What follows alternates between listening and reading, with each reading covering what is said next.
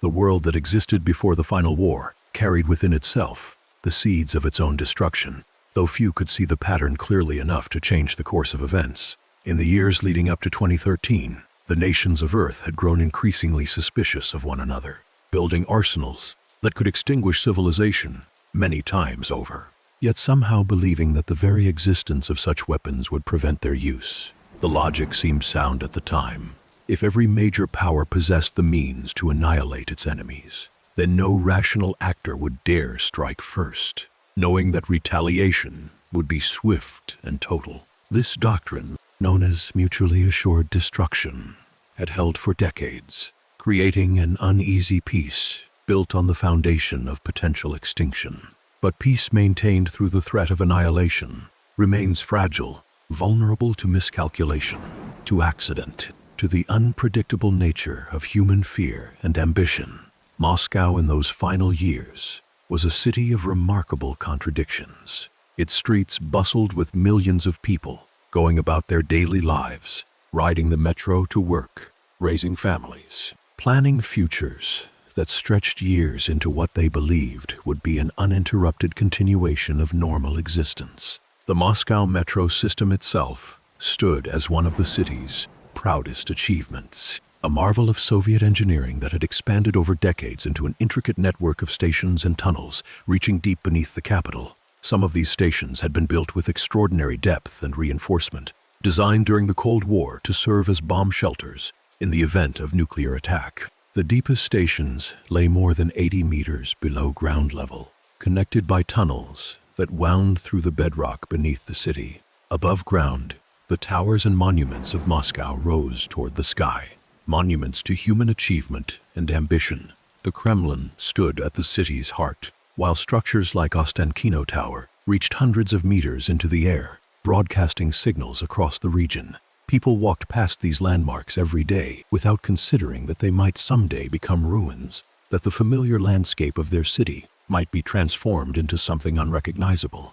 The government of Russia, like governments around the world, maintained various contingency plans for catastrophic scenarios. Among these was a network of secret facilities, bunkers designed to preserve some fragment of the state and its functions in the event of total war. One such facility, known only by the designation D6, lay hidden beneath Moscow, its existence known to only a small number of officials within the highest levels of government and military command. D6 had been constructed as part of a larger complex, sometimes referred to as Metro 2, a shadow system of tunnels and stations that ran parallel to the public metro, but remained entirely separate from it. The facility had been designed to house government personnel and military command structures, providing them with the means to maintain operations, even if the surface became uninhabitable. It contained command centers, living quarters, stockpiles of supplies, and various weapons systems, including control links to missile silos positioned around the region.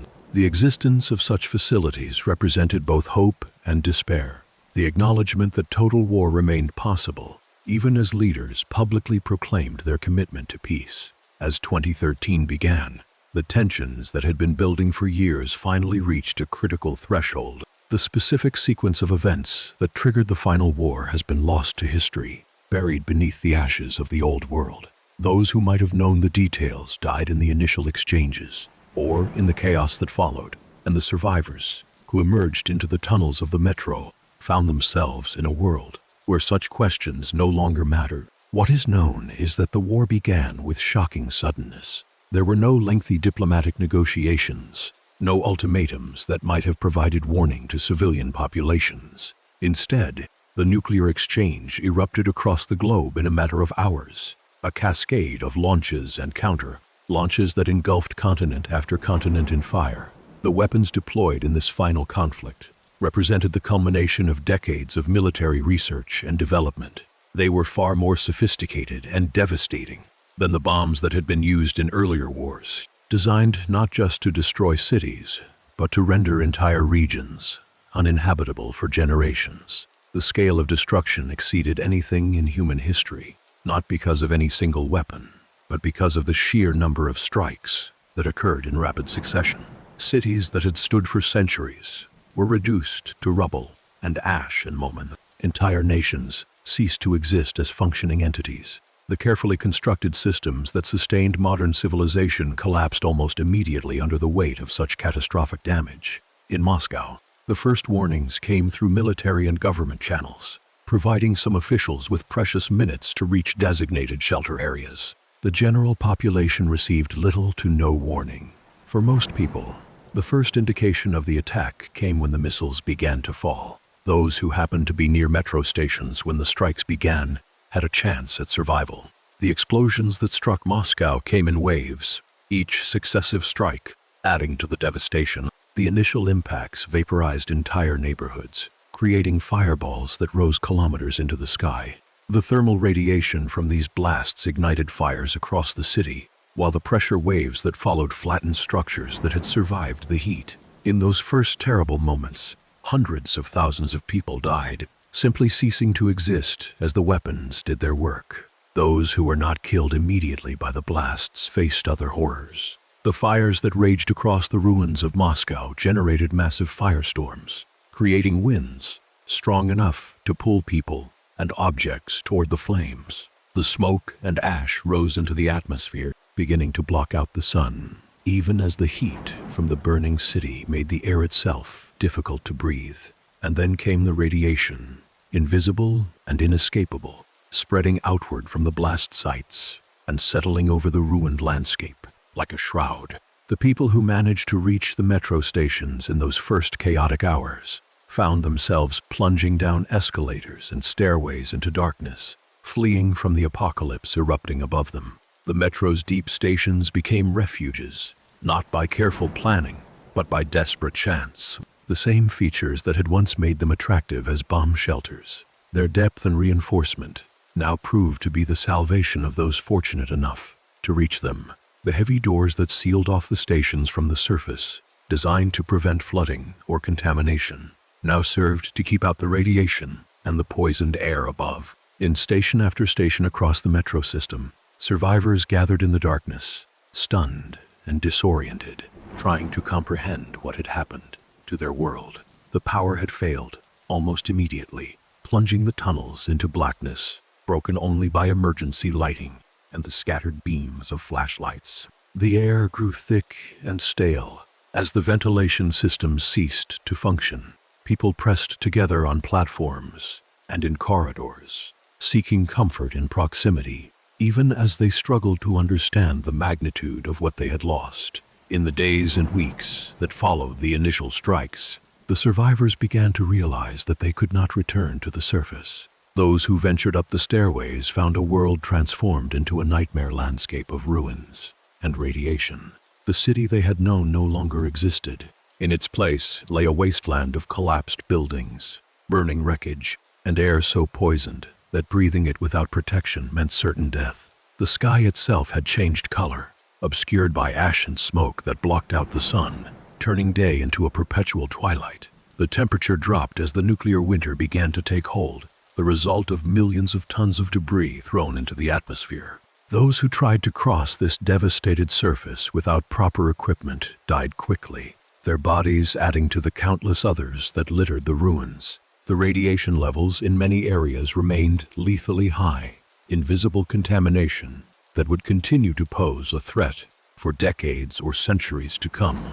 It became clear that survival would depend on remaining below ground, that the metro system had become not a temporary shelter, but a permanent refuge, perhaps the only habitable space left in the entire region.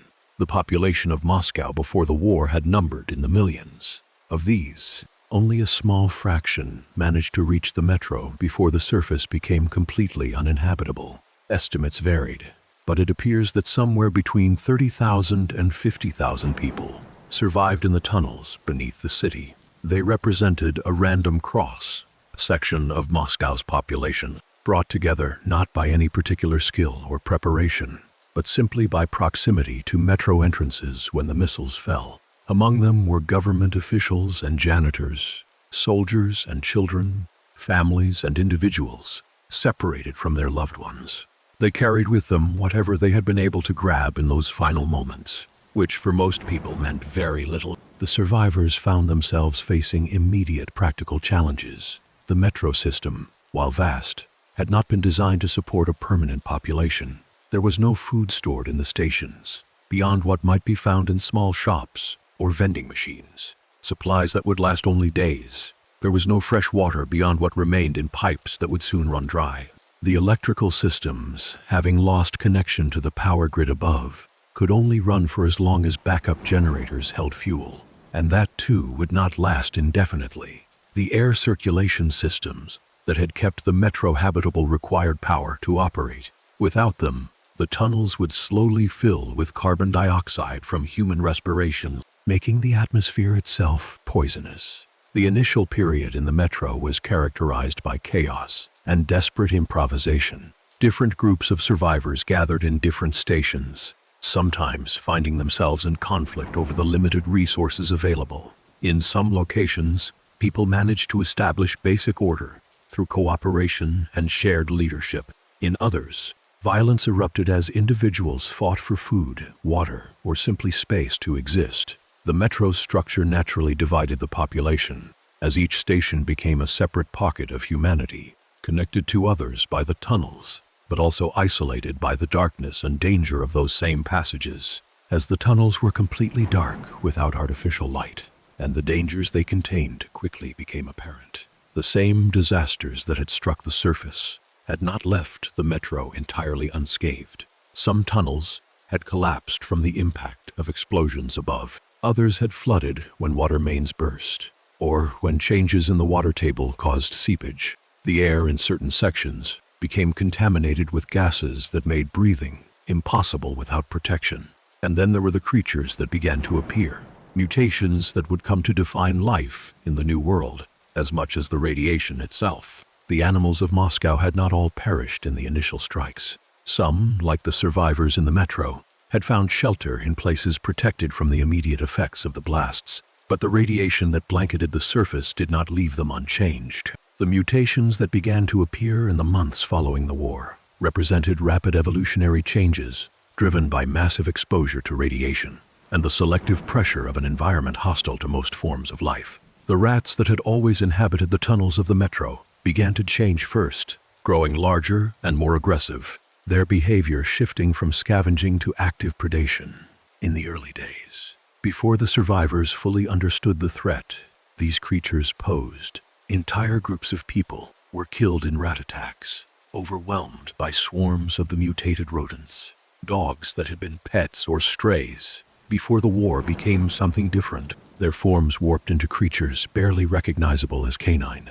Above ground, the mutations grew even more extreme. Bears, already formidable predators, before the war, transformed into massive armored beasts. Their hides thickened and hardened to resist damage. New species emerged that seemed to have no clear ancestor, creatures that might have resulted from radiation's effects on organisms at critical stages of development, or perhaps from more than one species, merging in ways that should have been impossible.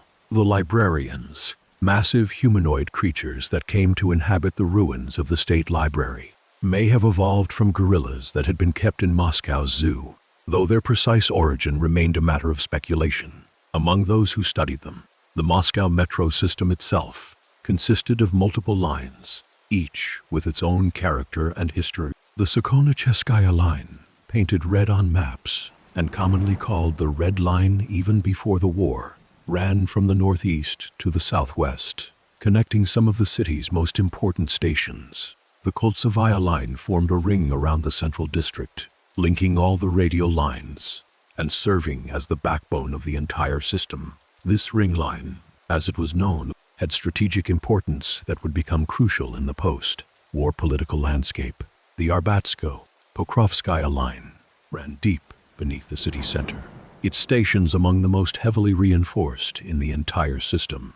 The Filiovskaya line served the western districts, while numerous other lines spread out in all directions, creating a network that touched nearly every part of Moscow. In the old world, this network had moved millions of people, each day with remarkable efficiency. In the new world, it would become something entirely different, a constellation of separate communities that would develop their own governments, economies, sometimes cooperating, but more often competing or even warring with one another.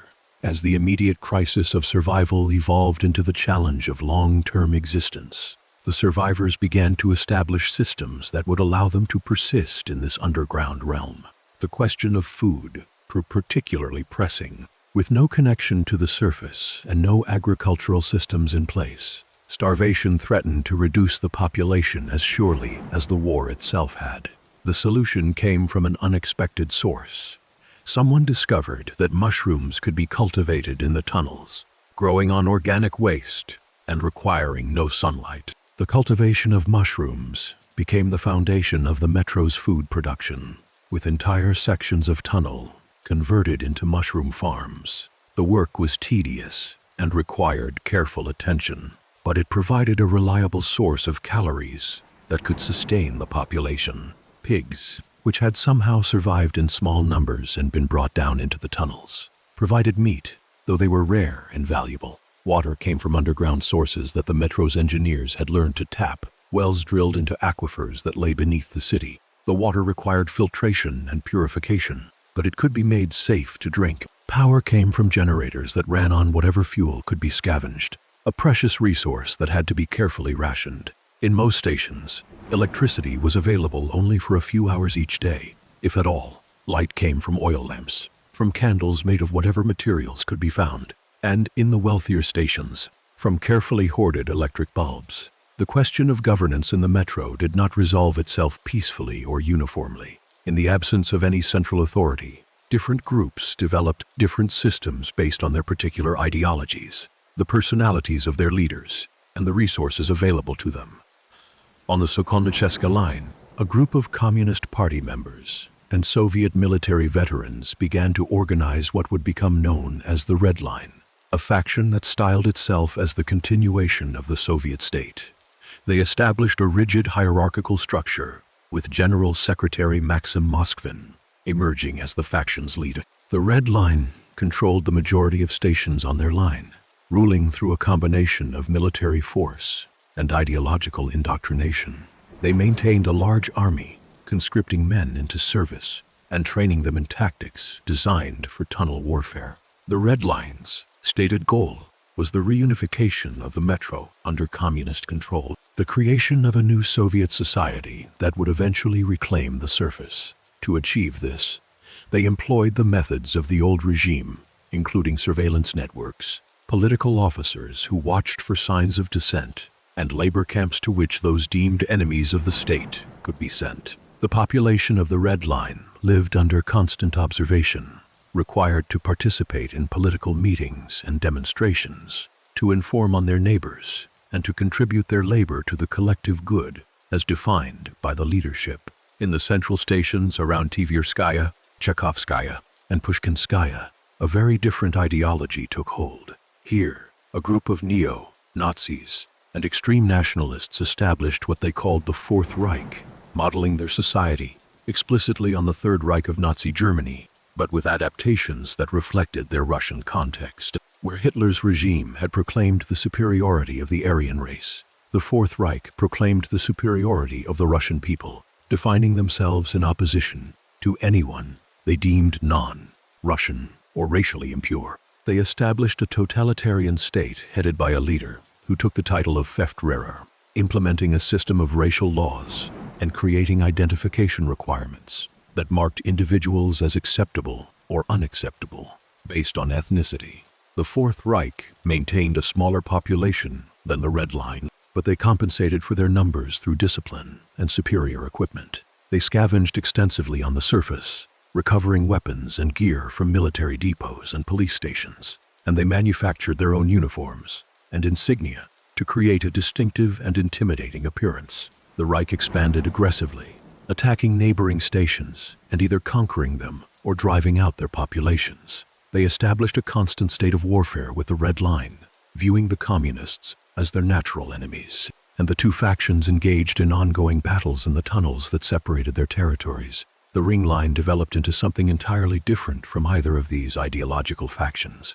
The stations that made up this circular route around the center of Moscow possessed strategic advantages that made them valuable beyond their ideology. The ring connected to every radio line, meaning that anyone who wanted to travel across the metro had to either pass through ring line territory or take lengthy detours through dangerous outer tunnels. Recognizing this advantage, the stations of the ring organized themselves into an economic alliance that came to be known as Hansa. Named after the medieval Hanseatic League that had dominated trade in Northern Europe centuries before, Hansa stations operated on capitalist principles, with the faction controlled not by a single dictator or central committee, but by a council of wealthy merchants and station administrators. They charged tolls for passage through their territory, traded with all factions regardless of ideology, and used their economic power to maintain independence from the more militaristic groups. Hansa stations were among the most comfortable in the metro,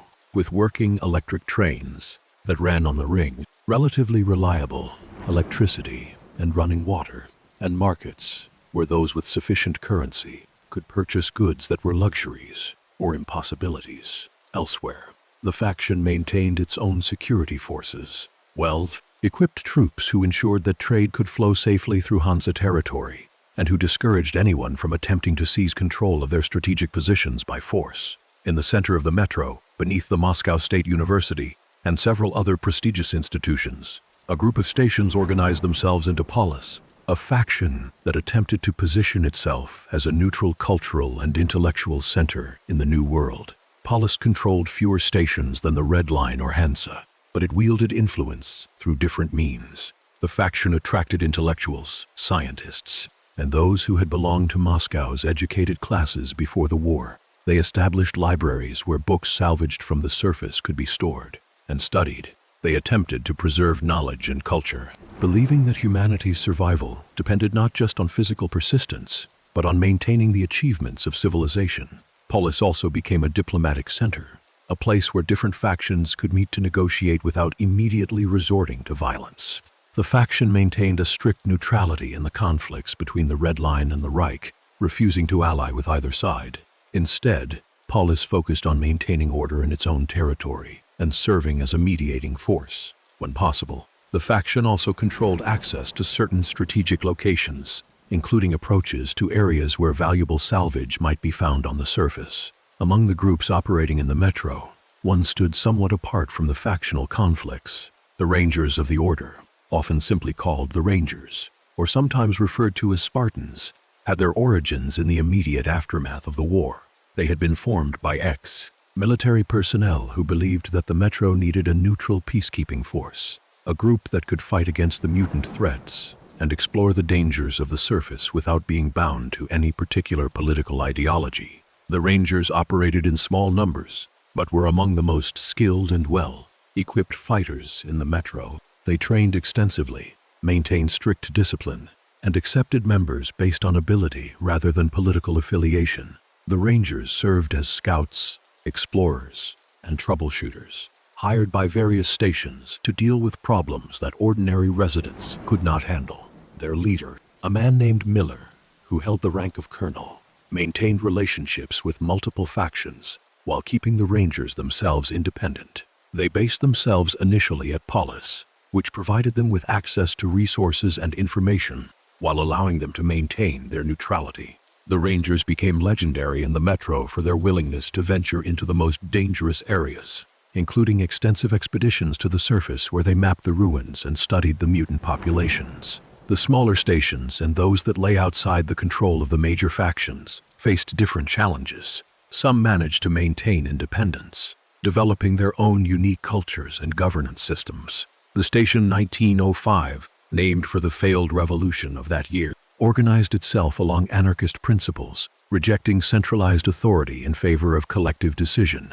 Making the Arbat Confederation brought together several stations that wanted to remain free of Hansa's economic control while avoiding domination by the Red Line or Reich. Criminal gangs controlled some stations, particularly those at junctions where they could prey on travelers moving between territories. These bandit stations became notorious for ambushes, extortion, and the slave trade that developed as factions captured enemies and sold them rather than killing them. Religious groups emerged in various locations, with some stations developing cults around pre-war faiths and others creating entirely new belief systems based on the changed world. Some of these religious communities proved benign, offering comfort and meaning to people struggling to find purpose in the underground. Others grew dangerous, demanding sacrifices or practicing rituals that harmed their own members or outsiders who wandered into their territory. The diversity of societies that developed in the metro reflected the fundamental isolation of the station communities. With travel between stations dangerous and sometimes impossible, each group evolved independently, developing its own solutions to the challenges of survival and creating its own interpretation of what the new world meant. 20 years passed in this manner, with the metro's population adapting to permanent underground existence. An entire generation grew up knowing nothing but the tunnels and stations. Children born after the war who heard stories of the surface world but had never seen the sky. The economy of the metro stabilized around the use of military-grade ammunition cartridges as currency. These rounds, valuable both as money and as weapons, became the standard medium of exchange, with everything from food to labor measured as those stations that had access to bullet-making equipment could manufacture currency, giving them economic advantages. Trade between stations became formalized, with caravans of merchants traveling through the tunnels under armed guard, carrying goods between markets. The mushroom farms expanded and became more efficient, though food remained a constant concern. Expeditions to the surface became more organized, with experienced stalkers learning to navigate the ruins, to identify areas where useful salvage could be found, and to avoid the most dangerous mutant nesting grounds. These surface expeditions provided crucial materials that could not be produced in the metro, including metals, electronics, medical supplies, and occasionally functioning weapons or equipment from military depots. The stalkers who conducted these expeditions formed a distinct subculture in the metro, men and women who had learned to survive in the irradiated wasteland, who knew the locations of abandoned buildings and the territories of different mutant species, and who commanded high prices for the materials they brought back. The mutants continued to evolve and spread during these years. The surface teemed with creatures that had adapted to the harsh post-war environment. The nosalizes, dog-like pack hunters with heightened senses, became one of the most common threats, capable of tracking humans through the dark and attacking in coordinated groups. The watchmen, evolved from unknown canine ancestors, grew larger and developed thick armored hides that could resist small arms fire. In certain areas, the radiation had created anomalies, zones where the fundamental nature of reality seemed distorted, where sounds would drive humans mad, or where invisible forces would kill anyone who entered. The biomass appeared in various locations, massive colonies of mutated tissue that grew and spread through tunnels, consuming organic matter and creating poisonous atmospheres. Some of these organisms seemed to possess a kind of collective intelligence, responding to threats and expanding towards sources of food. The spiders that infested dark sections of the metro grew to enormous sizes, their webs strong enough to trap humans, their venom capable of inducing paralysis or hallucinations. The tunnels themselves became territories contested between humanity and these various mutant species, with some sections abandoned completely to the creatures when it became too costly to maintain human presence there. Among all the strange life forms that emerged in the post-war world, none proved more mysterious or significant than the Dark Ones. These beings first became widely known to the metro's inhabitants around the year 2030, though isolated sightings and encounters may have occurred earlier. The Dark Ones appeared humanoid, but clearly not human, tall and lean with elongated limbs and bodies that seemed adapted for movement in difficult terrain. Their skin was dark, almost black, with a texture that suggested it had been toughened against radiation. Most strikingly, they possessed no visible facial features beyond eyes, lacking mouths or noses, or any of the normal human characteristics. Their heads were smooth and oval, almost featureless. They wore no clothing and carried no tools or weapons. Yet despite this apparently primitive state, they demonstrated signs of remarkable intelligence.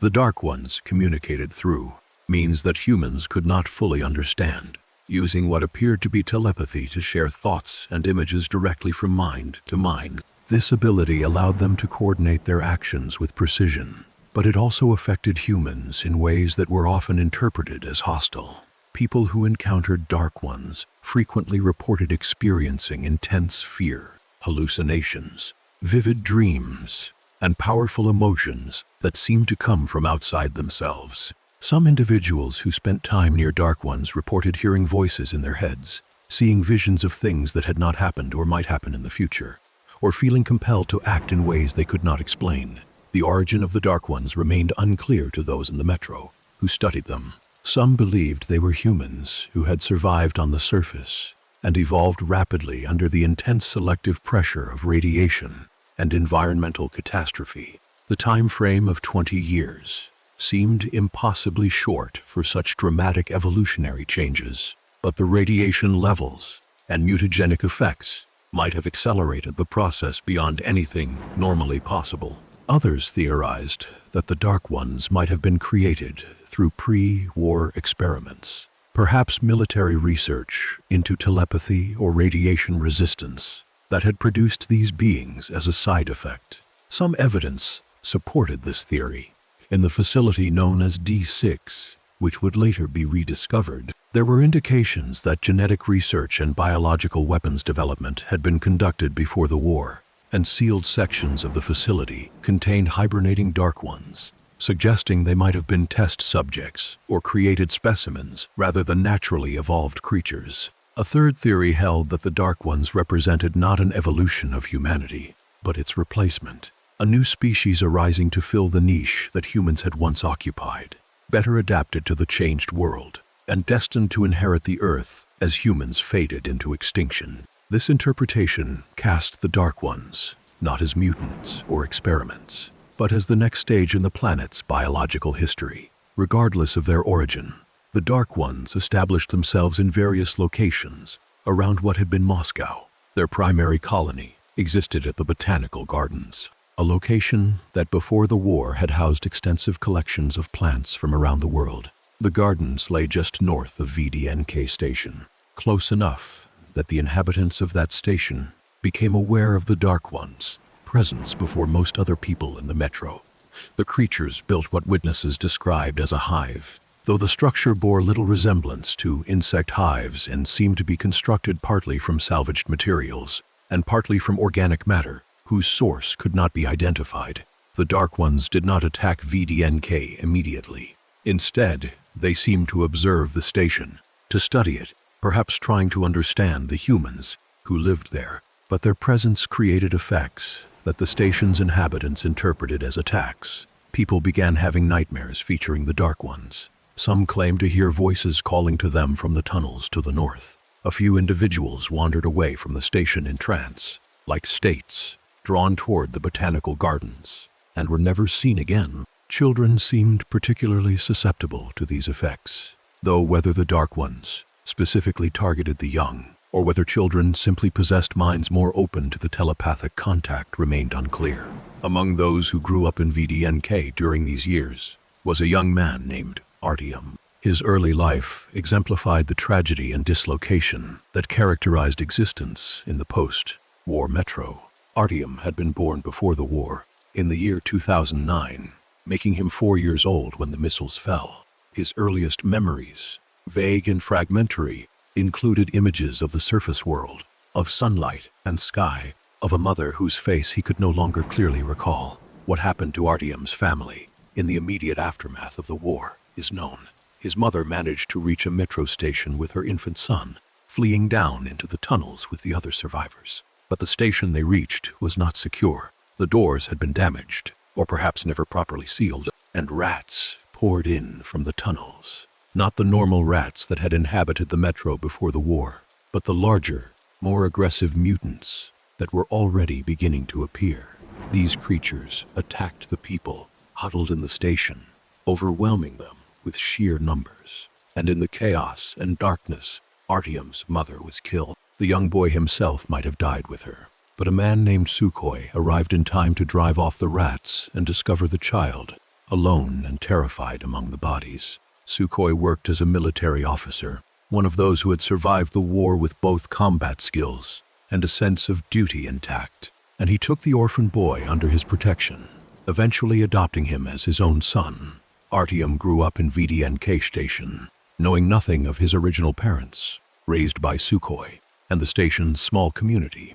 The station lay at the far northern end of the metro's inhabited territory, one of the last stops on its line before the tunnels extended into darkness and abandonment. Beyond VDNK, several more stations had existed before the war, including the botanical gardens and others, but these had been sealed off or abandoned when it became clear that maintaining them would be impossible. VDNK itself survived as an independent station, not controlled by any of the major factions, but maintaining relationships with them through trade and diplomacy. The station's location at the edge of inhabited territory made it vulnerable, but also gave it a certain freedom from the political conflicts that dominated stations closer to the center. Life in VDNK followed the patterns common throughout the metro. Artyom learned to work in the mushroom farms, cultivating the crops that provided the station's food supply. He learned to maintain equipment, to conserve resources, to read by lamplight in the few hours each day when electricity was available. He heard stories of the surface world from the older generation, tales of sunlight and rain, of cities and forests, of a world that seemed mythical to someone who had never seen it. He also learned of the dangers that surrounded the station, the mutants in the tunnels, the hostile factions that might one day decide to expand into VDNK's territory, and the limitations of life in an underground vault with no exit to a better world. The situation at VDNK changed in the early spring of 2033 when a man named Hunter arrived at the station. Hunter belonged to the Rangers, one of their most legendary members, a man whose exploits had become the subject of stories throughout the metro. He had come to VDNK seeking Sukhoi, who had served with him in the military before the war and remained one of the station's unofficial leaders. The two men spoke privately, discussing matters that they did not immediately share with others, but it soon became clear that Hunter had concerns about the Dark Ones and their hive in the botanical gardens. The station's inhabitants had been aware of the Dark Ones' presence for years, had suffered the nightmares and strange occurrences that accompanied their proximity, but they had avoided direct confrontation, hoping that the creatures would remain at their hive and not actively threaten the station. Hunter had different information. His experience and observations suggested that the Dark Ones represented a threat not just to VDNK but potentially to the entire metro. He had encountered them during expeditions to the surface, had witnessed their abilities and their apparent interest in human stations, and he believed that action needed to be taken before the situation escalated beyond control. Hunter decided to investigate the situation personally, to scout the Dark One's hive and determine the nature and extent of the threat. He ventured into the tunnels, north of VDNK, into the abandoned stations and passages that led toward the botanical gardens. What he found there convinced him that the danger was imminent and severe. The Dark Ones were not simply occupying the botanical gardens. They appeared to be expanding, moving into the tunnels, approaching VDNK's territory.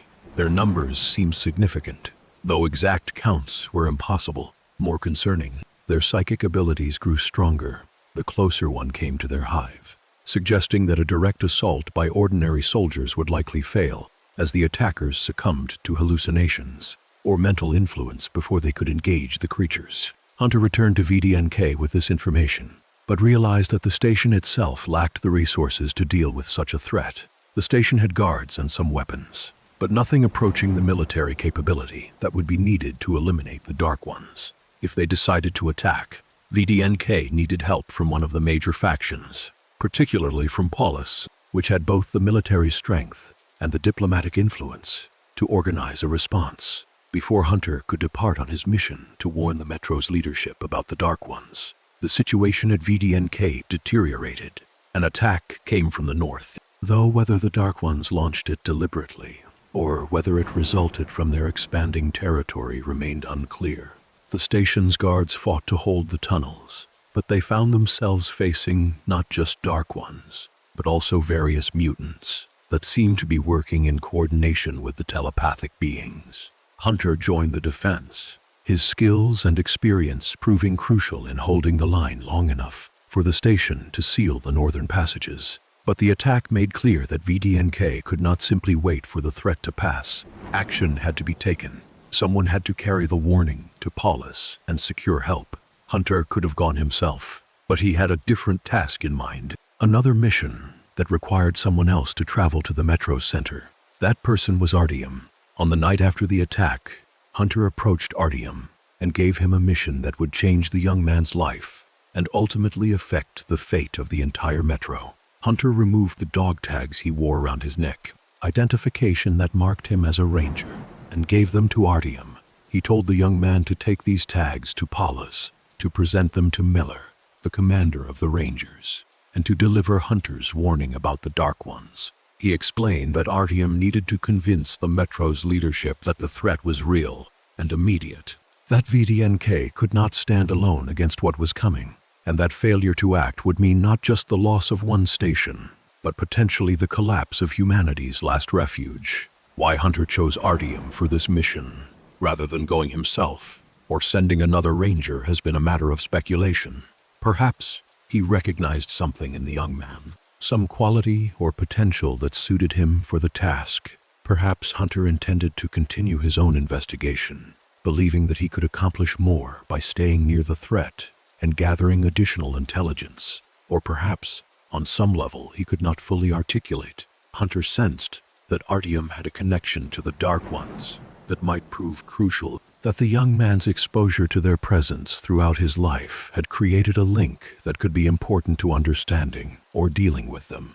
Artyom accepted the mission, driven partly by duty to his home station, partly by trust in Hunter and Sukhoi, and partly by the desire to prove himself capable of something significant. The journey to Polis would not be simple. The station lay at the center of the metro, many kilometers away from VDNK. To reach it, Artyom would need to travel through multiple territories, controlled by different factions, through tunnels infested with mutants, and across areas where no law or safety could be found. The trip would take days at minimum, possibly weeks, and many who attempted such journeys never arrived at their destinations. Hunter provided what advice and supplies he could, but Artyom would largely have to rely on his own resources and the uncertain kindness of strangers he met along the way. The young man prepared for departure, gathering equipment, saying farewells to those who had raised him, and contemplating the enormity of what he was about to attempt. He had never traveled beyond VDNK's immediate neighboring stations. The metro beyond his home was unknown territory, populated by dangers and wonders he could barely imagine. Artyom's journey began with a caravan heading to the neighboring station of Riga. Such caravans formed the backbone of inter-station trade, groups of merchants and guards who traveled together for safety, carrying goods to sell and returning with different products. The caravan accepted Artyom as an additional guard, a position that paid in cartridges and provided relative safety in numbers. The group departed VDNK and entered the tunnels heading south, their way lit by lamps attached to their gear and the occasional working light in stations they passed. The tunnels themselves proved to be a revelation to someone who had never traveled far from home. They stretched endlessly into darkness, their walls covered with grime and moisture, their floors cluttered with debris and obstacles that had to be carefully navigated. The air in many sections had a particular quality, stale and thick, requiring the use of filters or masks to breathe comfortably. Strange sounds echoed from distant passages, the dripping of water, the scurrying of things unseen, the groans of the metro system itself, settling and shifting under the weight of the ruined city above. The caravan moved carefully, maintaining discipline and silence, the guards scanning the darkness ahead for signs of danger. The journey to Riga should have been routine, but on this occasion, something went wrong. The caravan entered a section of tunnel where the air seemed particularly oppressive, where even experienced travelers felt uneasy. Then the attack came, though not from mutants or human enemies, but from something far more disturbing. The members of the caravan began to collapse, falling unconscious without warning or apparent cause. The effect swept through the group like an invisible wave, dropping merchants and guards where they stood. Artyom felt it too, a pressure in his mind, a feeling that something vast and incomprehensible was touching his thoughts. But unlike the others, he did not lose consciousness. The sensation passed through him, uncomfortable and frightening, but not overwhelming. When he recovered enough to assess the situation, he found himself the only person still standing in a caravan full of unconscious people. The attack had been psychic rather than physical, and somehow Artyom had proven resistant to it. The young man struggled to revive his companions, eventually succeeding in rousing them one by one. They had no explanation for what had happened, no memory of the attack itself, only a gap in their awareness and a lingering feeling of dread. The caravan reached Riga without further incident, and there Artyom parted ways with them. Continuing his journey toward Polis, he met a man named Bourbon at Riga, a smuggler and guide who knew the tunnels well and offered to escort Artyom through the next stage of his journey. Bourbon represented a type common in the metro, individuals who made their living from their knowledge of routes and passages, who could navigate safely through territories where others would be killed or robbed. The smuggler's motives were partly financial, as he would be paid for his services, but he also seemed to take some genuine interest in Artyom and the mission he carried. Bourbon led Artyom through stations and tunnels that revealed the diversity of metro society. They passed through markets where traders hawked their wares, through stations controlled by different factions where they had to show papers or pay tolls, through stretches of tunnel where they traveled in complete darkness to avoid attracting attention.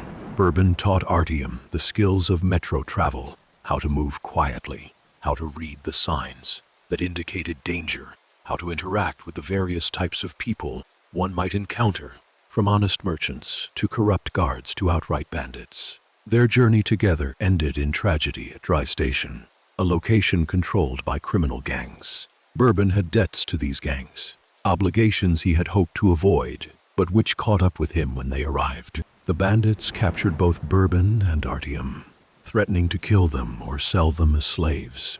In the confrontation that followed, Bourbon sacrificed himself to allow Artyom to escape. The smuggler fought the bandits, buying time with his life while shouting for Artyom to run. The young man fled into the tunnels, pursued by enemies. Hearing the sounds of Bourbon's final stand behind him, he managed to lose his pursuers in the darkness, but found himself alone in unfamiliar territory, grieving for the man who had helped him and uncertain how to continue his mission. He wandered through the tunnels for some time, lost and exhausted, before encountering another traveler who would help guide him on the next stage of his journey.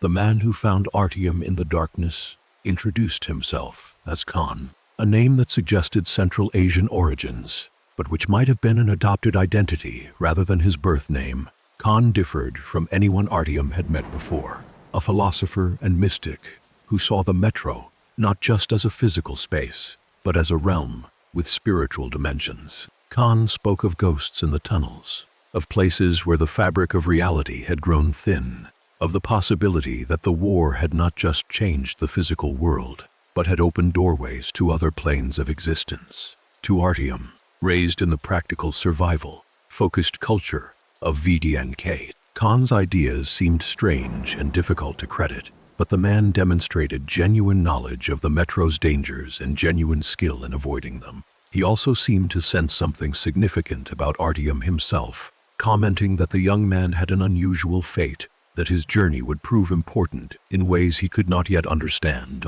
Khan agreed to help Artyom continue toward Polis, and the two traveled together through tunnels that revealed the metro's more mysterious aspects. Khan took Artyom through sections where anomalies occurred, where the normal rules of physics seemed not to apply, where travelers heard sounds that could not have physical sources or saw things that vanished when examined closely. He explained that these phenomena had emerged after the war, that the massive release of radiation and destructive energy had created permanent disturbances in certain locations. Some areas had to be passed through quickly and silently, as certain sounds would trigger effects that killed anyone who made them.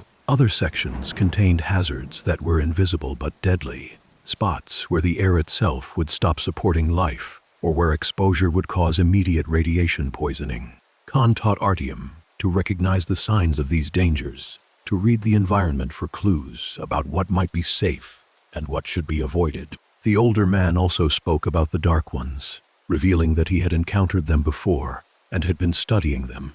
Khan did not share the common view that the Dark Ones were simply monsters to be destroyed. He suggested instead that they might be attempting to communicate, that their psychic abilities might be efforts to reach out to humans rather than attacks, and that humanity's fear and misunderstanding might be leading to conflict that could be avoided. The journey through the metro exposed Artyom to the full range of human and mutant threats. In one station, he and Khan found themselves trapped during a raid by the Fourth Reich, Nazi forces sweeping through in one of their territorial expansion operations. They hid while Reich soldiers rounded up station inhabitants, separating those deemed acceptable from those marked for execution or deportation. The casual brutality of the Reich's methods, the way they killed people for failing to meet arbitrary standards of racial purity, provided Artyom with a direct view of how ideology could transform humans into something as monstrous as any mutant. In another section, they encountered bandits who had taken hostages, demanding payment for their release and threatening to kill them if their demands were not met. Artyom watched Khan negotiate with these criminals, bargaining with them in their own terms, playing on their greed and fear to secure passage. The experience demonstrated that violence existed in many forms in the metro, that not all threats came from mutants or radiation, but that humans themselves could be equally dangerous when survival and power were at stake. At last, after numerous detours and delays, Artyom reached the territory controlled by the Red Line, the communist faction that held a vast section of the metro. Entering Red Line territory required papers and authorization that Artyom did not possess. Khan helped him contact an associate, a man called Andrew the blacksmith, who operated a small forge on the edge of Red Line control, and who had connections that might allow them to pass through without authorization. Andrew helped Artyom understand how the Red Line functioned, explaining the faction's ideology and methods, warning about the political officers who watched everyone for signs of counter-revolutionary thought, advising on how to behave to avoid suspicion. With Andrew's help, Artyom managed to enter Red Line territory, planning to traverse it quickly and emerge on the other side, where Polis lay. But the passage through Red Line territory did not proceed as planned. Artyom was identified as an outsider, captured by Red Line soldiers, and taken for questioning about his origins and purposes in their territory. His captivity in Red Line custody proved brief but educational. He experienced firsthand the faction's security apparatus, the way they used fear and surveillance to maintain control, the casual assumption that anyone not part of their system must be an enemy or a spy. The interrogators questioned him about VDNK, about his mission, about the Dark Ones, clearly interested in any intelligence they could gather. Artyom revealed little, understanding that information had value, and that the Red Line might use what he told them for their own purposes, rather than to help his station. His captivity ended not through his own escape, but through an attack on the Red Line position where he was held. Revolutionary fighters, enemies of the Red Line who opposed communist control, assaulted the facility as part of their ongoing insurgency. In the chaos of the battle, Artyom managed to flee, making his way out of Red Line territory, while the faction's forces were occupied with fighting off their attackers. He emerged into neutral tunnels with a greater appreciation for the ideological conflicts that shaped metropolitics and a deeper understanding of why the Rangers tried to remain separate from factional disputes. Having escaped from Red Line territory, Artyom faced his next major obstacle. In reaching Polis, the most direct route passed through the Ring Line, through Hansa territory, and Hansa maintained strict border controls, allowing passage only to those who could pay appropriate fees or who had proper documentation. Artyom possessed neither significant funds nor the papers that would grant him legal entry. He attempted various schemes to gain passage, including gambling at rat races that were a popular form of entertainment in some stations, betting the few cartridges he had in hopes of winning enough to pay for transit. This attempt failed, leaving him with even fewer resources than before. Hansa guards detained him for attempting to enter their territory without authorization, and he found himself once again imprisoned, this time in the cells of a Hansa security station. The Hansa prison differed considerably from Red Line detention, where the communists had questioned him as a potential political enemy. Hansa authorities treated him as an economic problem, someone trying to enter their territory without paying the required toll. They were not interested in his ideology or his mission, only in whether he had value that could be extracted, or whether he should simply be expelled from their territory as worthless. Artyom managed to escape from Hansa custody through a combination of luck and opportunity, slipping away when an incident elsewhere in the station distracted the guards. He found himself in Hansa territory without authorization, effectively an illegal immigrant, in a system that had strict rules about such things. Moving through Hansa stations required care, avoiding security forces while trying to find a way through to Polis on the other side. The journey revealed the disparities that existed in the metro, even within a single faction. Some Hansa stations gleamed with electric light, their platforms clean and well-maintained, their markets stocked with goods that would be rare luxuries elsewhere.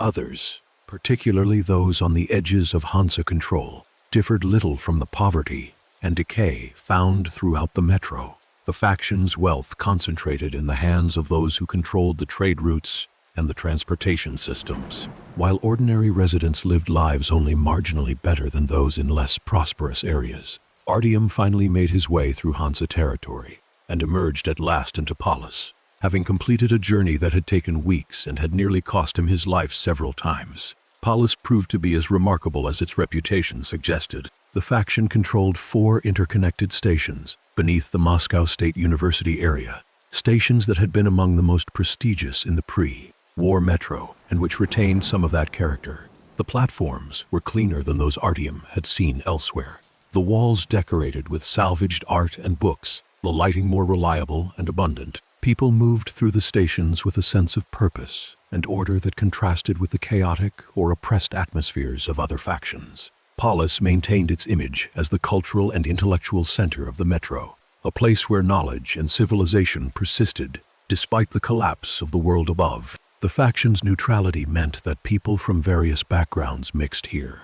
Traders from Hansa, refugees from stations destroyed by the Red Line or Reich, scholars seeking access to Polis libraries, and diplomats representing various interests. The atmosphere carried a sense of importance, of being at the center of whatever politics and culture still existed in humanity's underground refuge. Artyom sought out the Rangers' headquarters in Polis, asking directions until he found the station where they maintained their base. He presented himself to the guards there, showing them Hunter's dog tags and requesting to speak with Miller, the Rangers' commander. The guards, recognizing the significance of the tags, brought him to Miller without delay. Colonel Miller proved to be a stern, capable man in his middle years, someone who had clearly spent his adult life in military service and who carried himself with the authority of command. Artyom delivered Hunter's warning about the Dark Ones, explaining the situation at VDNK and the danger that the creatures posed. Miller listened carefully, asking detailed questions about what Artyom had observed, about Hunter's assessment of the threat, about the specific capabilities and numbers of the Dark Ones. The commander clearly took the warning seriously, but he also explained the limitations on what the Rangers could do. Polis itself was governed by a council, a group of leaders from the various castes and interest groups that made up the faction. The Rangers served Polis and could not undertake major operations without the council's approval. If the Dark Ones represented a threat to the entire metro, then the council needed to be convinced to act. Miller brought Artyom before the Polis Council, a gathering of the faction's leadership held in one of the central stations. Artyom, a young man from a distant station with no experience in high-level politics, found himself attempting to convince these sophisticated and skeptical leaders that they should mobilize forces to address a threat in the far north of the metro. He spoke of the Dark Ones, of their abilities, and their apparent expansion from the botanical gardens, of the danger they posed to VDNK and potentially to other stations. The council members listened, but their questions revealed deep skepticism. Some doubted whether the Dark Ones existed at all, suggesting that reports of them might be exaggerations or hallucinations caused by radiation exposure. Others acknowledged that the creatures existed, but questioned whether they really posed a significant threat, pointing out that they had not attacked any major station or faction, that their presence had been known for years without catastrophic consequences. Still others argued that even if the threat was real, Polis had no responsibility to address it.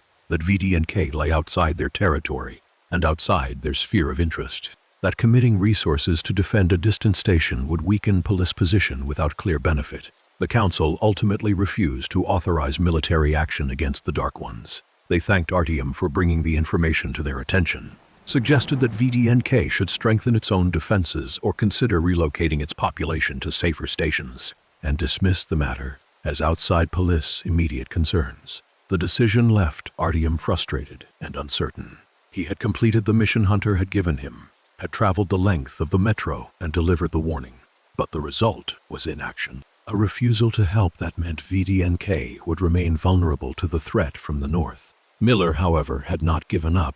After the council session ended, the commander took Artyom aside and explained that he had another option, a backup plan that might provide the means to address the Dark Ones without requiring council approval. Miller believed that somewhere in the metro there existed a military facility called D6, a secret bunker that had been built before the war as part of the government's continuity plans. This facility, if it could be found and accessed, might contain weapons systems that could be used against the Dark Ones, including the means to strike at their hive from a distance. Miller had been searching for D6 for years, but had never been able to locate it. The key to finding it, he believed, lay in documents and maps that might be stored in the Moscow State Library. The Moscow State Library building stood on the surface, above one of the Polis stations. Before the war, it had been one of the largest libraries in the world, containing millions of books and documents. After the war, it had become the territory of creatures called librarians, massive humanoid mutants that were among the most dangerous beings on the surface. The librarians were territorial and aggressive, attacking anything that entered their domain, but they also seemed to have an instinctive drive to preserve the library itself, not destroying the books even as they killed any humans who came seeking them.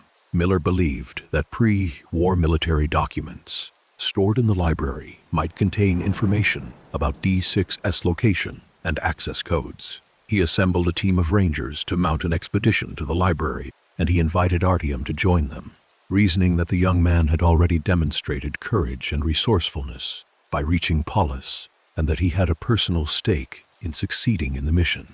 The expedition to the library represented Artyom's first extensive time on the surface since his early childhood. The rangers equipped him with a proper gas mask, a device that would filter the poisoned air and allow him to breathe on the surface for limited periods. They provided him with warm clothing to protect against the cold of nuclear winter, with filters that would need to be changed regularly as they became saturated with contamination, and with weapons and ammunition for defense against the threats they would encounter. The team ascended from the metro through passages that led upward, passing through layers of wreckage and collapsed structure, until they emerged into the daylight. The world that Artyom saw shocked him, even though he had heard descriptions of it throughout his life. The ruins of Moscow stretched in all directions, buildings reduced to shells and skeletons, streets buried under debris and ash, the entire landscape covered in a layer of snow that fell constantly from the darkened sky.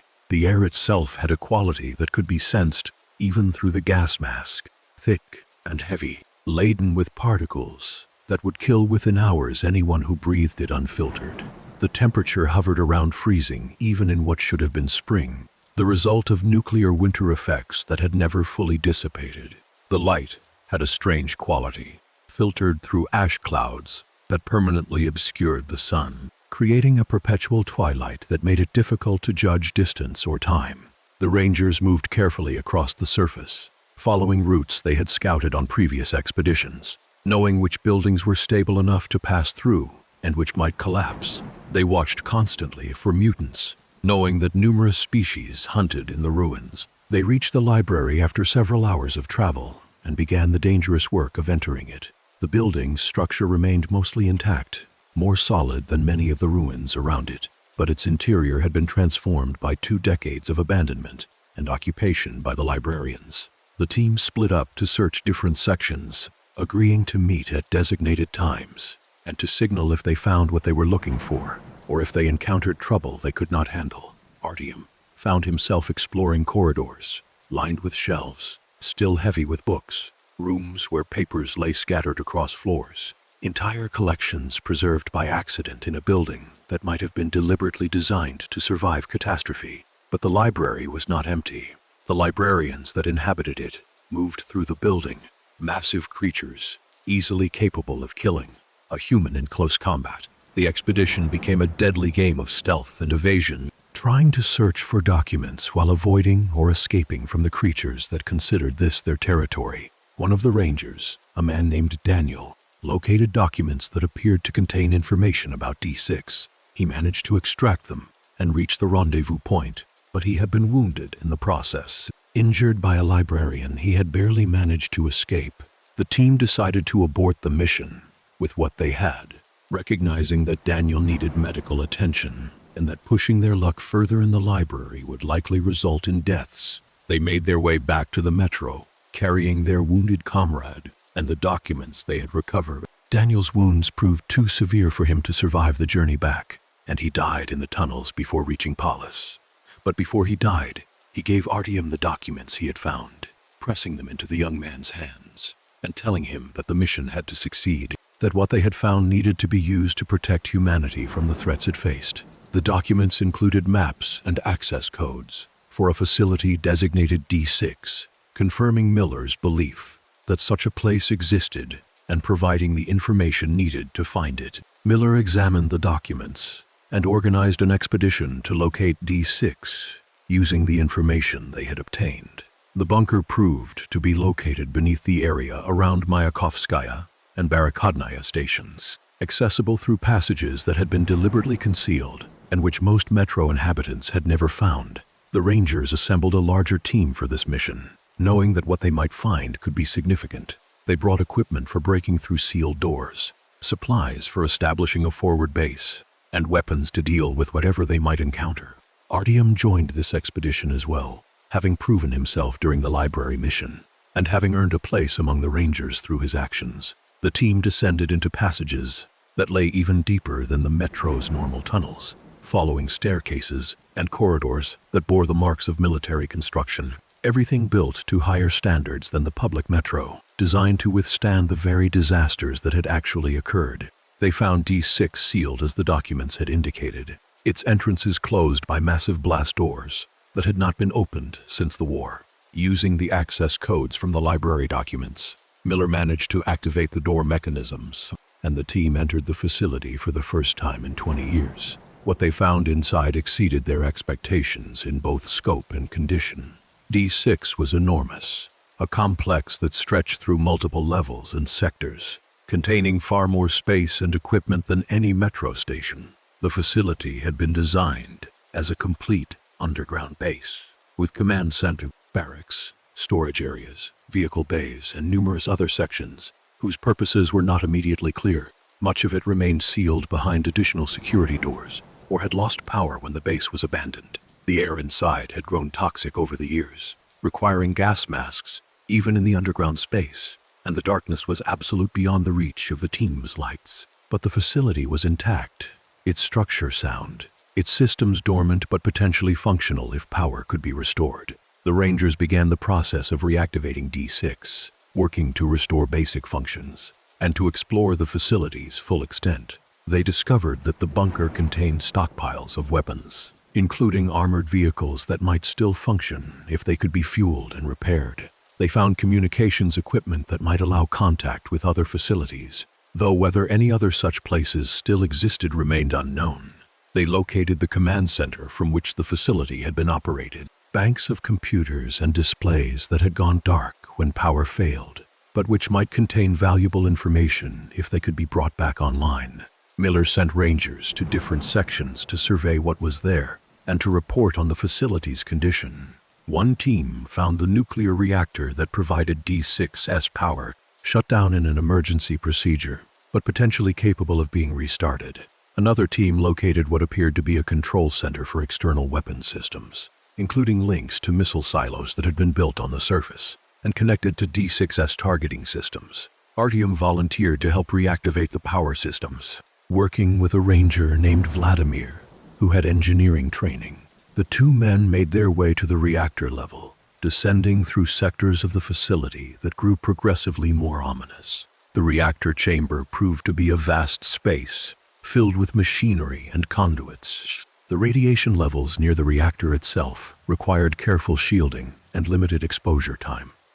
Vladimir worked on the reactor's control systems, using his knowledge and the facility's remaining documentation to attempt a controlled restart. The process took hours of careful work, adjusting systems and monitoring readings, ensuring that the restart would not result in a catastrophic failure.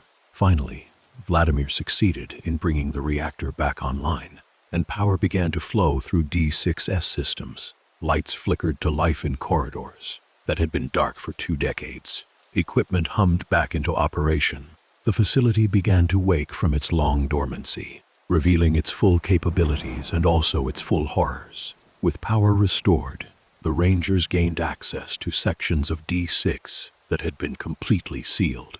They found laboratories where pre-war research had been conducted, experiments into biological weapons and genetic modifications that revealed the darker aspects of the old government's programs. They discovered storage areas containing chemical agents and other weapons of mass destruction, materials so dangerous that even after 20 years they remained lethal to anyone exposed to them.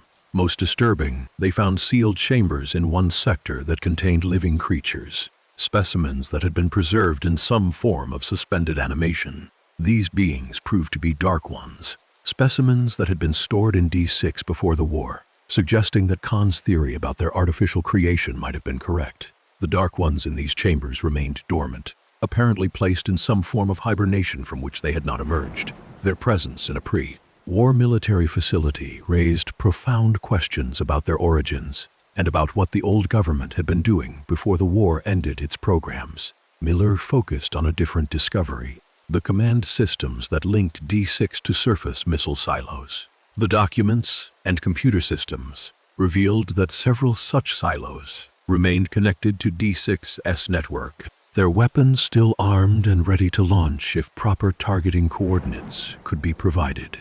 This capability offered exactly what Miller had been seeking: a way to strike at the Dark Ones, hive in the botanical gardens from a distance, eliminating the threat without requiring a ground assault that would likely fail against the creature's psychic abilities. The plan required someone to provide targeting coordinates by establishing a direct line of sight to the target and using laser guidance systems to mark it for the missiles. The ideal location for this would be Ostankino Tower, a communications tower that still stood on the surface and which had a clear view of the botanical gardens from its upper levels. Miller organized teams for both components of the operation. One group would remain at D6 to operate the missile launch systems. Another, including Artyom, would make the dangerous journey across the surface to Ostankino Tower and climb it to establish the targeting system. The mission to Ostankino Tower represented one of the most dangerous operations the Rangers had attempted. The tower stood kilometers from the nearest metro entrance, requiring an extended journey across the irradiated surface.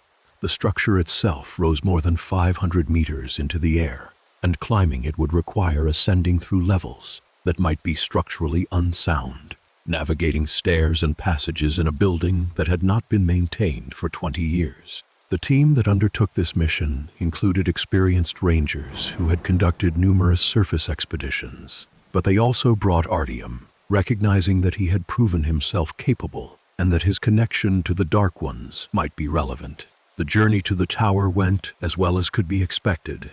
The Rangers moved efficiently across the ruins, avoiding mutant packs and reaching their destination without major incident. They entered the tower through lower levels, finding that much of its structure remained intact despite the damage to surrounding buildings. The climb up the tower proved grueling, ascending through stairwells where ice formed on the walls, through sections where the structure had been damaged and required careful navigation, up level after level toward the observation platform near the top where the targeting equipment would need to be set up. They reached the upper platform after hours of climbing, emerging into a space that provided a panoramic view of the ruined city. From this height, the full extent of the devastation became visible. Moscow reduced to a landscape of wreckage and ash that stretched to the horizon. To the north, the botanical gardens could be seen, a patch of darker terrain where the Dark One's hive was located. The Rangers set up their targeting equipment, laser designators that would mark the location for the missiles waiting in their silos. Miller radioed to D6, confirming that they were in position and ready to provide coordinates. The launch sequence began, systems in D6 activating the missile silos, preparing weapons that had waited unused through 2 decades. The Rangers on Ostankino Tower aimed their designators at the botanical gardens, marking the center of the Dark One's hive. In moments, the missiles would launch, would arc across the sky, and would obliterate the target, eliminating the creatures that threatened VDNK and potentially all of humanity. But in those final moments before the launch, something happened that would become the subject of intense debate and interpretation. Artyom experienced a vision, an overwhelming psychic contact that seemed to come from the Dark Ones themselves. The nature of this experience varied depending on who reported it and when. In some accounts, Artyom saw images of the Dark One's perspective, experienced their memories and emotions, and came to understand that they had not been attacking VDNK but attempting to communicate, that their psychic contacts had been efforts to reach out to humanity and establish peaceful contact rather than hostile incursions. The Dark Ones, according to this interpretation, had been trying to tell humans that they represented no threat, that they wanted to cooperate, that together the two species could perhaps reclaim the surface and rebuild some form of civilization. Artyom's resistance to the Dark One's psychic abilities, which had allowed him to remain conscious during the attack on the caravan, was not a random immunity, but the result of him having been touched by a Dark One as a child, saved by one of them after his mother died, psychically linked to their species, in ways that made him uniquely capable of receiving their communications. Other interpretations suggested different possibilities. Perhaps the vision was exactly what it appeared to be, a last desperate attempt by the Dark Ones to stop the missile launch by any means necessary, using their psychic powers to influence Artyom's perception and convince him to interfere with the targeting. Perhaps their telepathy worked by showing victims what they wanted to see, creating illusions of peaceful intent while their actual goals remained hostile. The debate over the Dark One's true nature and intentions would persist long after the events of that day, with different factions and individuals holding different views based on their own beliefs and interpretations of the limited evidence available. But in the critical moment, atop Ostankino Tower, Artyom had to make a decision based on incomplete information and overwhelming emotion. He could interfere with the targeting, could knock the laser designators off their aim, or shut down the equipment, thereby preventing the missile strike and saving the Dark Ones. Or he could trust the assessment that had led to this mission, the belief that the Dark Ones represented an existential threat to humanity that needed to be eliminated before it grew beyond the ability to contain. The canonical ending of this crisis, the version of events that became accepted history in the Metro, was that Artyom did not interfere with the launch. Whether he experienced the vision too late to act, or whether he experienced it and chose to ignore it, or whether he never experienced it at all, the result was the same. The missiles launched from their silos, following the coordinates provided from Ostankino Tower. They struck the botanical gardens with devastating force, nuclear weapons that vaporized everything within their blast radius. The Dark One's hive was obliterated, along with all of the creatures that had been gathered there. The distinctive silhouettes of the Dark Ones, which VDNK's inhabitants had feared for years, vanished from the surface. The threat to the northern station ended in fire and radiation, a problem solved through overwhelming violence rather than through understanding or negotiation. The Rangers completed their mission and returned to D6, which Miller now claimed as a base for their operations. VDNK was saved from the immediate threat that had menaced it, though at the cost of an entire species that might have been either humanity's greatest threat or its potential salvation. The discovery and activation of D6 changed the political situation in the Metro significantly. The facility represented the most valuable prize that had been found since the war, a base with military capabilities that exceeded anything possessed by the factions. Miller intended to keep D6 under Ranger control, using it as a headquarters from which they could expand their operations and their ability to maintain peace in the metro. But word of the bunker's discovery spread quickly, as such secrets always did in the closed environment of the tunnels. The major factions, particularly the Red Line and Hansa, became intensely interested in D6 and what it contained. Rumors spread about the weapons and supplies stored there, about the power systems and technology, about the strategic advantages it provided.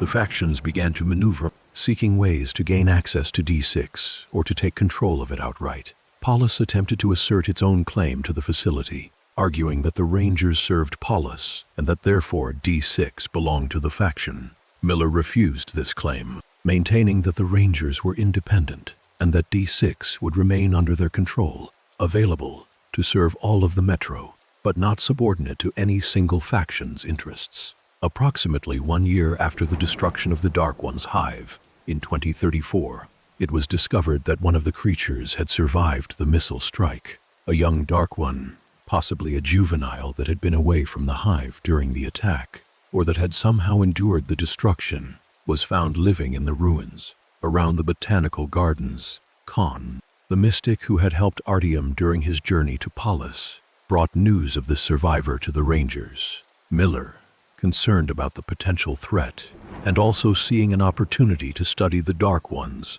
and understand them better, assigned Artyom and his daughter Anna to hunt down and capture the young Dark One. Artyom, who had been accepted into the Rangers after his role in the D6 mission, undertook this assignment with mixed feelings. He had been part of the operation that destroyed the Dark Ones, but the questions raised by the vision atop Ostankino Tower remained with him, and he wanted to know more about the creatures and their true nature. The hunt for the young Dark One took Artyom and Anna through various parts of the metro and the surface, following reports of sightings and strange psychic phenomena that might indicate the creature's presence. During this mission, they encountered various complications that revealed the deteriorating political situation in the metro. The Red Line had apparently obtained samples of biological weapons from D6, possibly through espionage or through a security breach at the facility. They had weaponized a strain of Ebola virus, creating a contagion that they might use against their enemies. When an outbreak occurred at one of the Hansa stations, threatening to spread through the connected tunnels, both Rangers and Hansa forces worked together to contain it, implementing a quarantine that sealed off the infected area. Artyom and Anna found themselves trapped in the quarantine zone, potentially exposed to the virus, facing the possibility of death from disease rather than from combat or mutant attack. The experience, particularly the uncertainty of whether they would survive, created a bond between them that would develop into a deeper relationship. They survived the quarantine, testing negative for the virus, and continued their mission to find the young Dark One. They eventually located the creature with Khan's help, finding it living alone in the ruins, surviving through means that remained unclear. The young Dark One demonstrated the same psychic abilities as its adult relatives, but seemed less threatening, more curious than aggressive. It allowed Artyom to approach, and through psychic contact, it showed him memories and images that suggested the adult Dark Ones had indeed been attempting communication rather than launching attacks. Artyom experienced visions of his own childhood, of being saved by a Dark One after his mother's death, of being psychically linked to the species from an early age. These revelations convinced him that killing the Dark Ones had been a mistake, that humanity had destroyed potential allies out of fear and misunderstanding. He decided to protect the young Dark One rather than capturing or killing it, and he took it with him as he and Anna made their way toward Polis, where a major political event was about to occur. The various factions of the metro had agreed to a peace conference at Polis to discuss the situation around D6 and to attempt to prevent the tensions from escalating into open warfare. Representatives of the Red Line, the Fourth Reich, Hansa, and Polis gathered to negotiate, with the Rangers also represented. The conference provided a forum for diplomacy, but also served as cover for Red Line military preparations. General Corbett, who commanded the Red Line's armed forces, had been planning an assault on D6, intending to seize the facility and its weapons by force. He believed that with D6 under Red Line control, The faction could dominate the entire metro, could defeat the Reich, and bring Hansa and Polis under communist authority. The peace conference was meant to distract from these preparations, to lull the Rangers into a false sense of security while Red Line forces positioned themselves for the attack. But Corbett's plans were exposed at the conference itself. The young Dark One, brought to Polis by Artyom, used its psychic abilities to compel General Secretary Moskvin, the Red Line's political leader, to confess the truth about the planned assault. Moskvin admitted publicly that the peace conference was a sham, that Corbett intended to attack D6, and that the Red Line leadership had authorized the operation, despite publicly calling for peace. The revelation threw the conference into chaos and prompted Miller to rush his forces back to D6 to prepare for the incoming assault. The Rangers made what preparations they could, knowing that they were vastly outnumbered by the Red Line forces that Corbeett had assembled. The Red Line attack began with an armored train ramming into the station that served as D6 entrance, destroying the Rangers' forward defenses and allowing Red Line troops to pour into the tunnels, leading to the bunker. What followed became known as the Battle for D6, one of the largest military engagements in the Metro's post-war history. The Rangers fought to hold defensive positions in the approaches to D6, using their superior training and familiarity with the facility's layout to offset the Red Line's numerical advantage. Artyom participated in this battle, helping to man defensive barricades and fighting alongside other Rangers against wave after wave of Red Line soldiers. The battle raged for hours, with both sides taking heavy casualties. The Rangers managed to hold their initial positions, but Red Line forces continued to advance, pushing deeper into the facility, and it became clear that the defenders would eventually be overwhelmed. Miller revealed to Artyom that D6 had been rigged with explosives as a fail-safe measure, a way to deny the facility to any faction that tried to take it by force. If the Rangers could not hold D6, Miller was prepared to detonate these charges, destroying the bunker and everyone in it, including himself and his own forces, rather than allowing the Red Line to capture the weapons and technology stored there.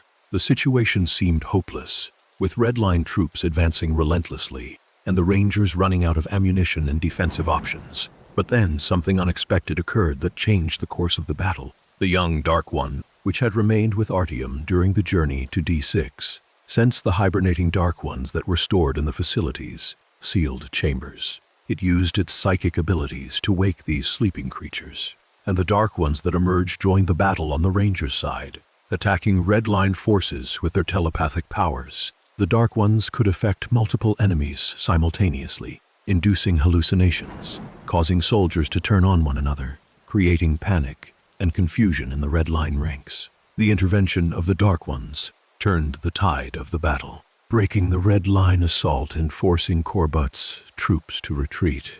The battle for D6 ended with the Rangers retaining control of the facility, but at significant cost. Many Rangers had died in the fighting, and the facility itself had sustained damage. The Red Line forces retreated in disarray, their attempt to seize D6 having failed. Corbett himself was killed during the battle, either by the Dark Ones or in the fighting, leaving the Red Line's military leadership in chaos. General Secretary Moskvin's credibility had been destroyed by his forced confession at the peace conference, and the Red Line faced internal political crisis, in addition to its military defeat. After the battle, the Dark Ones left D6 and departed from Moscow entirely, leaving with the young Dark One who had been the catalyst for so much of what had occurred. Before leaving, they communicated with Artyom, telling him that they bore no ill will toward humanity, despite what had happened, that they hoped one day humans and Dark Ones might be able to coexist peacefully, and that they would return someday if such cooperation became possible. Where the Dark Ones went after leaving Moscow remained unknown to the Metro's inhabitants. Perhaps they traveled to other regions where radiation levels remained high and where they could survive without coming into conflict with humans. Perhaps they found other survivors of their species in distant locations, or perhaps they simply faded away, a species that had briefly emerged in the aftermath of catastrophe and then vanished again into the ruins of the world. The political situation in the Metro stabilized somewhat after the battle for D6, though the underlying tensions and conflicts persisted. The Red Line remained one of the major factions, But its defeat at D6 had weakened its military power and its ability to threaten its neighbors. The Fourth Reich continued its expansion efforts, maintaining its war with the Red Line and occasionally skirmishing with Hansa forces. Hansa grew stronger as a result of the conflict between the other factions, its economic power increasing as the military powers exhausted themselves in warfare. Polis maintained its position as a neutral diplomatic center, though its relationship with the Rangers had been strained by the disputes over D6. The Rangers themselves had proven their capability and their value in the battle for D6, cementing their status as an independent force within the Metro. Miller remained in command of the Rangers and of D6, using the facility's resources to expand the Rangers' operations and to conduct more extensive explorations of the surface and the Metro's outer regions. Artyom, having distinguished himself in both the mission to destroy the Dark Ones and the defense of D6, became one of the Rangers' most respected members. His relationship with Anna developed into a partnership, both professional, and they worked together on subsequent missions that the Rangers undertook. In the years following the battle for D6, discoveries were made that fundamentally changed the Metro's understanding of the world beyond its tunnels. The Russians had constructed radio jammers at key locations around Moscow. Before the war, systems designed to block incoming and outgoing communications in the event of attack. These jammers had continued to operate automatically after the war, powered by long-lasting energy sources, preventing any radio signals from entering or leaving the Moscow area. The jammers had been installed as a security measure, but their unintended consequence was that the Metro's survivors believed themselves to be alone, the only humans left alive on Earth. Expeditions to shut down these jammers revealed that this belief was false. Once the jammers were disabled, Rangers with radio equipment began to pick up signals from other locations, transmissions that proved other survivors existed not just in Russia but around the world. Cities in other countries had survived, their populations having taken shelter just as Moscow's had. Remote areas with low population density had been less affected by the nuclear strikes and retained functioning communities. The extent of the world's survival remained unclear, as communications systems had been largely destroyed and contact was difficult to establish and maintain. But it became evident that humanity as a whole had not been extinguished, that the Metro was not the last refuge, but merely one of many places where people had endured. This discovery prompted some among the Rangers and the Metro's population to consider leaving the tunnels, to venture out into the wider world, and to seek contact with other survivors. Miller organized an expedition that would attempt to cross Russia, to reach other inhabited areas, and to determine what possibilities might exist beyond Moscow. The expedition acquired a locomotive called the Aurora, an advanced train that could operate both on standard rail lines and on improvised tracks, capable of extended independent operations. Artyom and Anna joined this expedition, along with other Rangers and specialists who believed that the future lay not in the tunnels, but on the surface. The Aurora departed Moscow in 2036, beginning a journey that would take its crew across vast distances, through territories where different forms of society had emerged from the war, encountering other survivors who had created their own ways of living in the changed world. This journey, which became known as the Exodus, revealed that the surface was not uniformly lethal, that some areas had lower radiation levels or had been spared the worst effects of the war, and that nature was slowly recovering in many places. The expedition found communities that had adapted to surface life, developing technologies and methods for dealing with radiation and mutants, building societies that were very different from the tunnels of the Metro, but which demonstrated humanity's resilience and adaptability.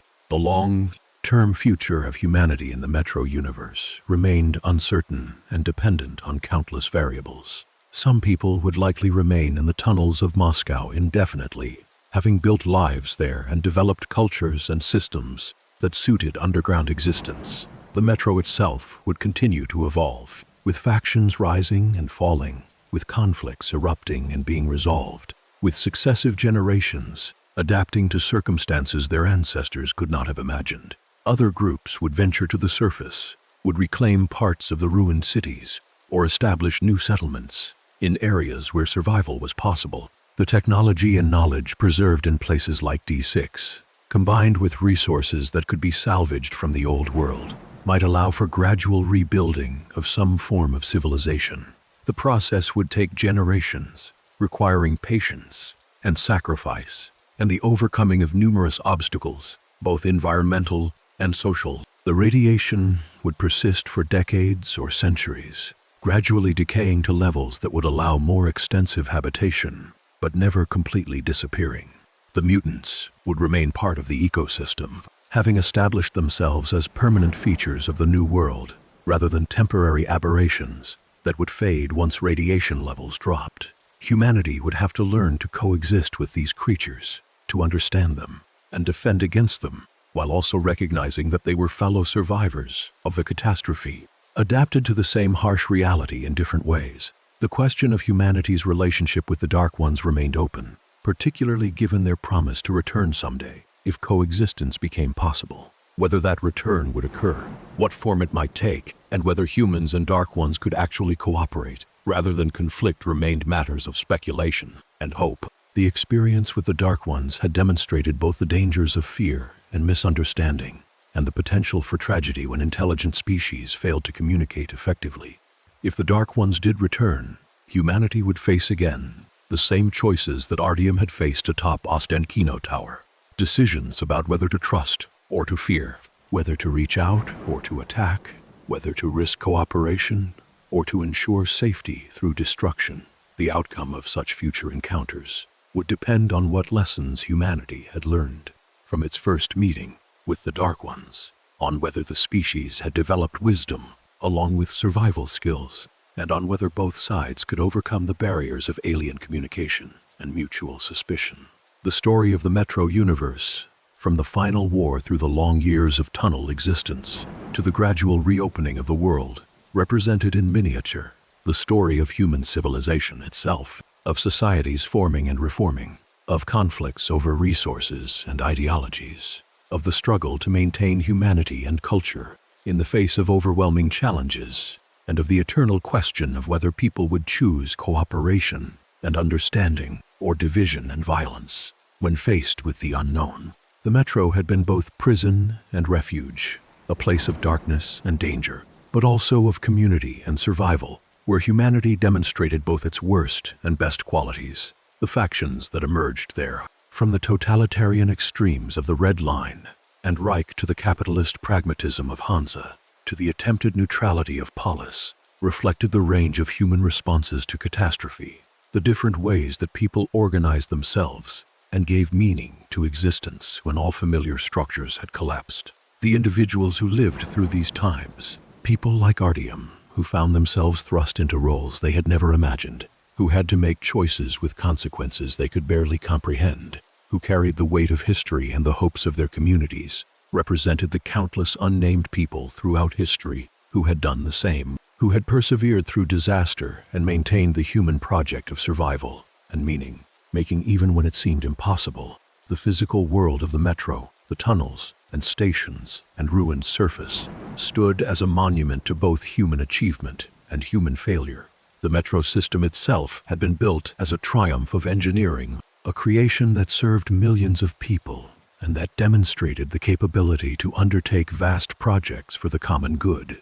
That same system became the inadvertent salvation of a small fraction of Moscow's population, its depth and reinforcement protecting them from destruction that no one had truly believed would occur, despite building defenses against it. The ruins above, the wreckage of a great city, and the poisoned landscape that surrounded it testified to the consequences of the geopolitical conflicts and military technologies that humanity had developed but proven unable to control. The two levels, underground and surface, formed a complete picture of human civilization, with the depths representing survival and persistence, and the heights representing both past achievement and catastrophic failure. The gradual movement from one realm to the other, from tunnel to surface, from mere survival to potential rebuilding, marked the trajectory that humanity would have to follow if it was to have any future beyond simple existence. The technological and scientific knowledge preserved by various groups in the Metro,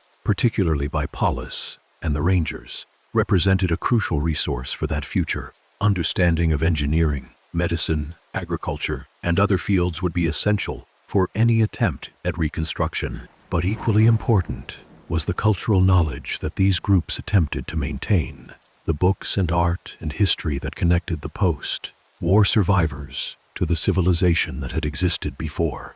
Without that cultural continuity, without the memory of what had been achieved and what had been lost, humanity might survive as a biological species, but would have lost something essential to its identity. The tension between practical survival needs and cultural preservation existed throughout the metro, with some arguing that only immediately useful knowledge mattered in a world focused on not dying, while others insisted that humanity needed literature and philosophy and history as much as it needed food and clean water. That survival without culture was mere existence, rather than truly human life.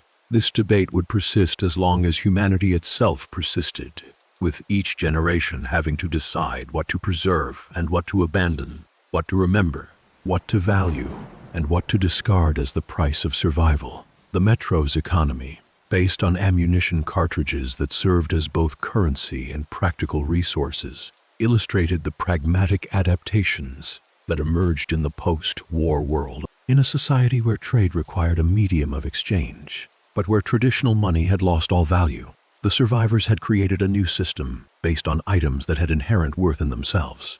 A cartridge could be traded as money, or it could be loaded into a weapon and fired, making it uniquely suitable for an environment where violent threats were constant and where all value was ultimately measured in terms of survival utility. This system also created interesting dynamics around the production and control of ammunition, with those who could manufacture cartridges effectively controlling the money supply and thereby wielding economic power. The various forms of economy that existed in different parts of the metro, from the careful rationing of communist stations to the relatively free markets of Hansa territory, showed how quickly human societies would reorganize themselves economically, even in the most difficult circumstances. How the fundamental needs for exchange and allocation of resources would assert themselves and generate new systems when old ones failed. The question of governance in the metro had been resolved not through any planned process, but through competition and conflict, with different systems establishing themselves in different areas and then defending their territories against rivals. The range of ideologies represented among the factions suggested that political beliefs survived catastrophe more readily than might be expected, that people clung to familiar organizing principles even when circumstances had changed so dramatically that those principles might no longer apply. The Red Line's communism, the Reich's fascism, Hansa's capitalism, and Polis' attempted neutrality all represented pre-war ideologies adapted to post-war circumstances. Whether any of these systems would prove sustainable in the long term, whether they would evolve into something more suited to the metro's reality, or whether entirely new forms of government would emerge, remained questions for future generations to answer. The persistence of warfare between factions, particularly between the Red Line and the Reich, suggested that ideological conflicts could consume resources and lives even when survival itself should have been the overwhelming priority for all human communities. This pattern paralleled human history throughout the centuries, with people often expending enormous effort fighting one another over abstract principles, while facing shared external threats that might destroy them all if they did not cooperate. The role of individuals in shaping the metro's history, particularly individuals like Artyom, who found themselves in positions where their choices had wide-ranging consequences, raised questions about the nature of historical causation and the relationship between personal agency and broader social forces. Artyom's journey from VDNK to Polis and his subsequent involvement in the discovery of D6 and the conflict with the Dark Ones happened partly through his own choices and partly through circumstances beyond his control. He was chosen by Hunter for reasons that may have been practical or intuitive, found guides and assistance from people like Bourbon and Khan, who happened to cross his path, and arrived at critical moments where his actions tipped events in one direction rather than another. Whether any individual was truly essential to history, or whether the broad patterns would have unfolded similarly, with different actors remained an open question. but the subjective experience of being that individual, of bearing the weight of consequential decisions, and of living with their outcomes, was real regardless of whether those decisions were historically determined or freely chosen. Artyom's guilt or doubt about the destruction of the Dark Ones, his later attempt to protect the young survivor, and his ongoing efforts to serve the Metro reflected the moral burden that came with having power over life and death, even when that power was exercised with the best intentions and based on the best information available. The Metro's children, those who had been born after the war and knew no other life, represented both the hope for the future and a reminder of what had been lost. These young people grew up in an environment vastly different from any their parents had experienced, in permanent darkness underground, with constant threats from mutants and hostile factions, with resources severely limited and freedoms restricted. They learned skills that would have been alien to their pre-war counterparts: how to fight, how to scavenge, how to survive on minimal resources, how to live with constant danger. But they also learned the stories and knowledge that their elders tried to pass down, creating continuity between the old world and the new. These children would eventually become the adults who ran the Metro, who made the decisions about its future, who either maintained the systems their parents had created or changed them into something different. Their understanding of the world would be shaped by tunnel existence, but also by the stories of the surface, creating a dual consciousness that might either paralyze them between two incompatible realities or give them unique perspective on both. The question of what the Metro's children would become, what kind of society they would build when they inherited control from the first generation of survivors, remained one of the most important uncertainties about the future. The eventual fate of Moscow's Metro and its inhabitants could follow numerous possible trajectories. In the most optimistic scenarios, contact with other surviving communities would lead to exchanges of knowledge and resources, to the development of trade networks spanning continents, to the gradual reduction of radiation levels as time passed and contamination decayed, and to the eventual reoccupation of the surface and reconstruction of some form of civilization. In this future, the Metro might become a historical site, preserved as a reminder of the catastrophe and the survival that followed it, with humanity having moved on to rebuild the world above. In more pessimistic but perhaps more realistic scenarios, the Metro's population would continue indefinitely in its underground existence, with the surface remaining too hostile for permanent habitation, with resources gradually depleting as salvage became harder to find and production systems failed without replacement parts, with factional conflicts consuming lives and energy, and with the population slowly declining through attrition until the tunnels were abandoned again. This time, between these extremes, lay numerous intermediate possibilities, futures where some people left for the surface while others remained below, where the Metro became one option among many, rather than the only refuge, where humanity adapted to a world permanently changed by the war, but not permanently hostile to life. The Metro universe, in all its darkness and occasional moments of hope, in its violence and its instances of cooperation, in its totalitarian nightmares and its democratic aspirations, reflected the full range of human potential in concentrated form. The tunnels beneath Moscow became a laboratory where all the experiments of human social organization were tried again in miniature, where all the old debates about governance and economics and the meaning of survival were rehearsed under the most extreme conditions imaginable. The answer to the question of what humanity truly was, what it valued, and what it would do when stripped of the comforts and structures of civilization, could be found in the Metro, not as a simple answer, but as a complex demonstration of how people could be simultaneously terrible and admirable, selfish and selfless, stupid and clever, cruel and kind. The Metro's story was ultimately the human story, told in an environment where the consequences of choices became immediately apparent, where survival depended on getting things right, and where failure meant not just individual death but potentially the extinction of the entire community.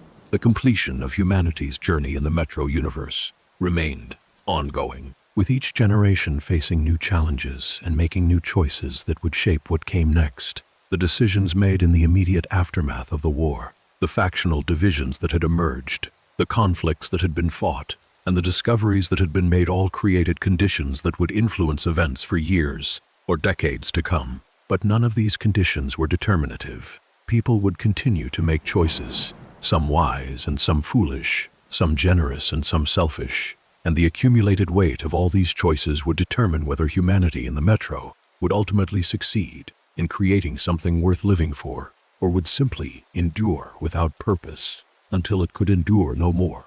The future remained a blank page on which the inhabitants of the Metro and the survivors in other locations would inscribe their answers to the fundamental questions of human existence. Questions about meaning and value, about community and individualism, about the relationship between generations, and about whether the species that had created both the wonders of civilization and the horrors of total war possessed the wisdom necessary to deserve survival and the opportunity to try again.